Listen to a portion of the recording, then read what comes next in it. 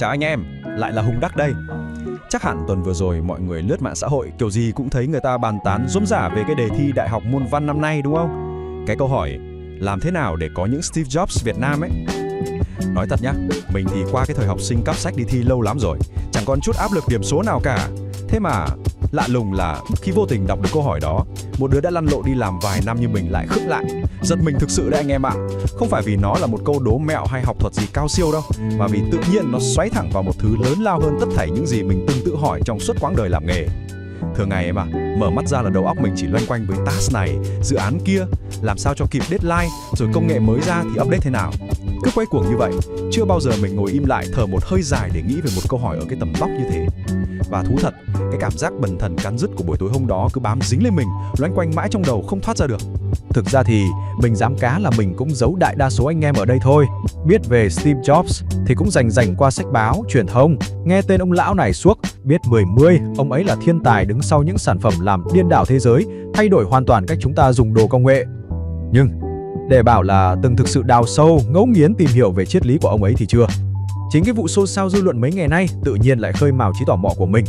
Thế là tối đó, ra ngồi góc quán cà phê quen thuộc, mình rút điện thoại ra search, coi lại mấy clip thuyết trình cũ mềm của ông ấy, rồi lân la đọc mấy bài phân tích sâu. Ban đầu, thề luôn, mình chỉ định lướt qua hóng hớt cho biết chuyện thiên hạ thôi. Ai dè, mình bị cuốn vào cái thế giới tư duy của Jobs lúc nào chẳng hay. Và anh em biết điều gì là mình phải giữ người lại không? Nó không nằm ở việc ông ấy là một siêu nhân kỹ thuật. Không hề. Ai tìm hiểu một chút cũng biết Jobs không trực tiếp gõ code, không hàn mạch phần cứng. Và ông ấy chắc chắn không phải là tay kỹ sư xịn nhất trong cái phòng lab của Apple. Nhưng cái cách ông ấy nhìn vào một sản phẩm nó ở một cái tầm hoàn toàn khác biệt. Ông ấy biết cách thổi hồn vào công nghệ, kết nối những cỗ máy khô khan, lạnh lẽo với cảm xúc vô hình của con người. Nghĩa là sao? Ông ấy không bán tính năng, ông ấy bán trải nghiệm. Ông ấy không quẳng cho bạn một cục sắt vô tri, ông ấy bán cái cảm giác wow khi bạn chạm tay vào một thế giới mới. Đọc đến đoạn này, mình mới lặng người nhìn lại đống việc mình cắm mặt làm mỗi ngày. Hàng ngày, mình vẫn tự nhủ là mình đang làm tốt vai trò đấy chứ. Code gõ ra chạy do, fix bug sạch sẽ, giao hàng đúng hạn, sếp gật đầu. Nhưng tự hỏi lòng mình xem, liệu mình có đang thực sự tạo ra một trải nghiệm có ý nghĩa nào cho người dùng không? Câu trả lời chân thật nhất lúc đó, buồn thay, lại là chưa. Cái cảm giác hưng phấn khi đân một cái task nó trôi qua nhanh lắm anh em ạ. Và mình nhận ra, không chỉ riêng mình đâu, mà cực kỳ nhiều anh em lập trình ngoài kia cũng đang bị kẹt cứng ở đúng cái điểm này. Giờ tụi mình thử lùi lại một bước, nhìn bao quát ra cả cái thị trường công nghệ ở Việt Nam xem sao nhé. Cứ thẳng thắn với nhau, cái này mấy anh chị em dù không làm trong ngành IT cũng thừa sức cảm nhận được khi xài app hàng ngày. Phần lớn các công ty công nghệ nhà mình hiện giờ đang sống nhờ mô hình outsource, tức là làm gia công. Khách Tây nắm việc về, mình lấy sức kỹ sư ra cày, bán giờ công để giao đồ đúng hàng. Mô hình này tuyệt đối không có gì sai cả, nó đẻ ra tiền, tạo ra một sự ổn định cực kỳ tốt cho hàng chục ngàn con người. Nhưng cày cuốc lâu năm rồi mới thấm một sự thật phũ phàng. Chúng ta đang bán thời gian của tuổi trẻ, chứ không phải bán một đứa con do chính tay mình nhào nặn và làm chủ. Thế còn nhóm các công ty tự bơi, tự làm sản phẩm nội địa thì sao? Để ý kỹ mà xem, phần lớn đồ công nghệ Việt nhà mình vẫn đang bị khuyết một cái gọi là hệ sinh thái đủ chính. Đôi khi dùng cái app này đá sang dịch vụ kia, nó cứ bị sưởng, không mượt. Người dùng lắm lúc phải tự lấy keo dán các công đoạn lại với nhau bằng tay, cực kỳ phiền phức. Rõ ràng là chúng ta chưa chạm tới được cái độ trơn tru, tiện lợi và thuận tự nhiên như cách mà các ông lớn công nghệ thế giới đang làm. Ngồi ngẫm nghĩ một hồi thì mình nghĩ mình bắt đúng bệnh rồi anh em ạ. Chính cái môi trường làm việc bao năm nay đã vô tình đúc khuôn chúng ta thành những cỗ máy mang trong mình tư duy thuần thực thi. Cứ nghe mô tả công việc, sếp bảo A thì làm A, giao đúng ngày giờ, và đặc biệt là đừng có rảnh rỗi mà đi hỏi tại sao. Khách quan mà nói, đây là một kỹ năng sinh tồn tuyệt vời để bạn không bị đuổi việc. Nhưng rủi thay, nó cũng chính là liều thuốc tê làm mình chết lặng đi cái sự thấu cảm. Nó làm mình quên bẵng mất một câu hỏi cốt tử. Cái người dùng cuối cùng ấy, khi họ chạm ngón tay vào màn hình, họ cảm thấy thế nào? Song phẳng với nhau nhé, viết ra một cái app không sập, chạy tít mù, không có nghĩa là chúng ta đang tạo ra một giá trị gì đó cho đời đâu. Bạn có thể gõ ra một thuật toán thân thánh, tối ưu hoàn hảo. Nhưng nếu người dùng mở lên và thấy mù tịt, rối rắm, sai một lúc muốn quăng luôn cái điện thoại, thì cái sự hoàn hảo kỹ thuật ấy cuối cùng phỏng có ích lợi gì cơ chứ?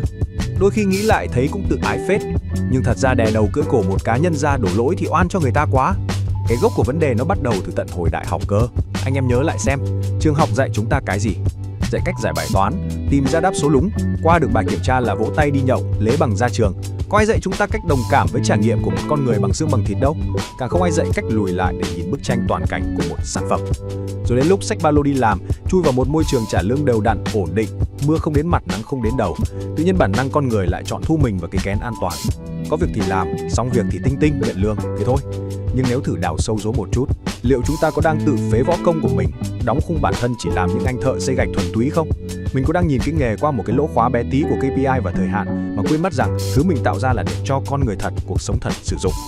Để tự trả lời được câu hỏi đó chua xót lắm. Và chính cái sự gợn, khó chịu trong bụng khi mình tự hỏi câu đó, chứng tỏ nó đã đánh trúng cái huyệt đạo mà bấy lâu nay anh em mình cứ cố tình ngó lơ. Dĩ nhiên rồi, một cái nghén nhỏ thì làm sao làm nên mùa xuân. Mình hay bất kỳ ai ngồi đây không thể đòi lật tung cả một ngành công nghiệp hay thay máu cả hệ thống giáo dục chỉ sau một đêm thực trắng được. Ảo tưởng quá. Nhưng có một thứ duy nhất, một thứ hoàn toàn nằm trong lòng bàn tay chúng ta, đó là thay đổi cả mindset, cái cách mình tư duy lúc ngồi vào bàn làm việc mỗi sáng. Kể từ cái đêm ngồi quán cà phê ấy, mình bắt đầu tự tạo ra vài cái ngắt quãng nhỏ xíu trong công việc. Thay đổi đầu tiên, tập nhìn bằng con mắt trải nghiệm. Cứ gõ xong một đoạn code, build xong một cái nút bấm, thay vì vội vàng tích đần, mình dừng lại một nhịp. Mình tự hỏi, nếu mình là một người mù tịt về tách xài cái này, mình có hiểu không? Không phải là app có chạy mượt không nhé, mà là người ta có bị khựng lại, có phải căng mắt ra đọc hướng dẫn thì mới biết cách đi tiếp không? Chợt nhớ lại một câu nói cực kỳ đỉnh của Steve Jobs. Thiết kế không phải là cái vỏ ngoài bóng lộn, thiết kế chính là cách mà nó hoạt động. Chuẩn xác luôn. Một sản phẩm thực sự ngon là cái sản phẩm mà người dùng cầm lên, vuốt một cái là hiểu ngay, vì nó đi thẳng vào cái rãnh logic tự nhiên nhất của não bộ con người. Cái thay đổi thứ hai mình rèn luyện đó là kéo rộng cái tầm nhìn của mình ra. Thôi cái trò ích ngồi đáy giếng, chỉ cắm mặt vào phần việc bé tẹo của mình đi. Phải tự hỏi xem cái cục gạch mình vừa xây nó ghép vào cái tòa nhà lớn này thế nào. Người dùng bước từ phòng này sang phòng kia có bị vấp bạc cửa không? Chỉ khi từng ông kỹ sư, từng người thợ biết nhìn xa trông rộng như thế thì cả công ty mới gom góp lại thành một cái hệ sinh thái xịn sò mượt mà từ đầu đến cuối được. Và này, có một cái mẹo nhỏ này mình cực kỳ muốn xúi anh em làm. Hãy tự nhào nặn ra một cái project cá nhân bé bé xinh xinh đi. Không cần đao to búa lớn, không cần gọi vốn triệu đô làm gì. Thậm chí làm ra chỉ có mỗi bạn và con mèo nhà bạn dùng cũng được. Cái cốt lõi là gì? Là để anh em tự nếm mùi vị của việc phải lo liệu từ A tới Z. Từ lúc lên ý tưởng điên rồ đến lúc đẻ ra sản phẩm rồi dâng nó đến tay người dùng. Tin mình đi, khi anh em bắt đầu dịch chuyển cái góc nhìn theo hướng đó, tự nhiên thấy mỗi ngày đi làm nó có hồn hơn hẳn. Không phải tự dưng mình biến thành vĩ nhân gì đâu, mà chỉ đơn giản là mình đã bắt đầu biết hỏi những câu hỏi đúng đắn hơn thôi. Nãy giờ chém gió toàn code về app, chắc mấy anh em làm khác ngành nghe hơi ù tai đúng không? Nhưng nán lại một chút nhá. Vì mình cá là cái cảm giác đi làm như một con robot được lập trình sẵn thì ngành nào cũng dính, ai cũng thấu tận tâm can. Sáng lóc cóc lên công ty, vui đầu vào đống giấy tờ, chạy chối chế theo KPI, doanh số xếp dí, rồi chiều lại vội vã chen chúc kể xe đi về. Mình chỉ trực chờ gạch bỏ cho xong danh sách việc cần làm mà lại để quên mất một thứ rất quan trọng. Người nhận lấy cái thành quả lao động của mình là ai và họ thấy thế nào. Bất kể bạn là thợ mộc, nhân viên ngân hàng hay anh thợ làm bánh, cái làn ranh giữa việc làm cho xong chuyện và việc dồn tâm huyết vào người dùng nó mỏng manh lắm, nhưng hệ quả thì khác một trời một vực. Đây thực sự là một khoảng lặng cần thiết để anh em mình cùng so chiếu lại, để nhìn thấu những mảng màu xám xịt trong chính chuỗi ngày đi lặp lại của mình. Vậy để chốt lại bài chia sẻ hôm nay, chúng ta quay vòng về đúng cái vạch xuất phát, câu hỏi thi đại học, làm thế nào để có những Steve Jobs Việt Nam?